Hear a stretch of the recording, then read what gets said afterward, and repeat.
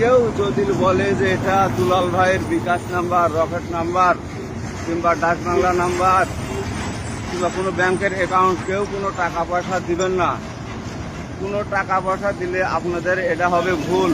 আমি কোনো টাকা পয়সা চাই না, আমি শুধু আপনাদের কাছে দোয়া চাই। আর বাংলাদেশ সরকারের কাছে আমার আকুল আবেদন যে আমাকে যেন বর্ডার পার হওয়ার জন্য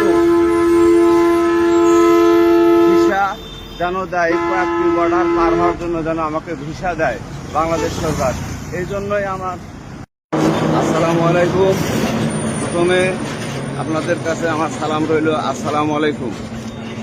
দেশে এবং দেশের বাইরে আপনারা যেখান থেকেই দেখতেছেন, এবং আমাদের বাংলাদেশের কৃতি সন্তান আলিফ মাহমুদ ভাই, তাকে স্মরণ করে বলছি আমার জন্য একটু দোয়া করবেন। আমি যেন হজে যাওয়ার জন্য বের হয়েছি, সে কাজটা যেন আমার সফল হয়। আর আপনাকে রিকোয়েস্ট করছি, আপনি আমাদের বাংলাদেশ সরকারের কাছে একটু আবেদন করবেন, আমাকে যেন সহযোগিতা করে। এছাড়া আর আমি দ্বিতীয় কিছু চাই না।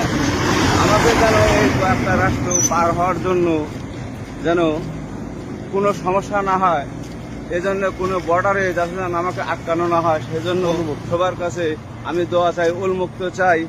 আর আপনাদের সবাইকে বলছি যে আপনারা কেউ যদি বলে যে এটা দুলাল ভাইয়ের বিকাশ নাম্বার, রকেট নাম্বার কিংবা ডাক বাংলা নাম্বার কিংবা কোনো ব্যাংকের অ্যাকাউন্ট, কেউ কোনো টাকা পয়সা দিবেন না।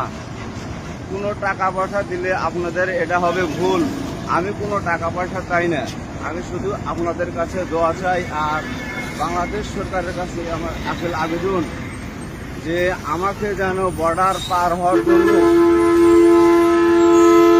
ভিসা যেন দেয়, কয়েকটি বর্ডার পার হওয়ার জন্য যেন আমাকে ভিসা দেয় বাংলাদেশ সরকার। এই জন্যই আমার আবেদন। আর এই কথা বলে আমার বক্তব্য শেষ করছি। আসসালামু আলাইকুম।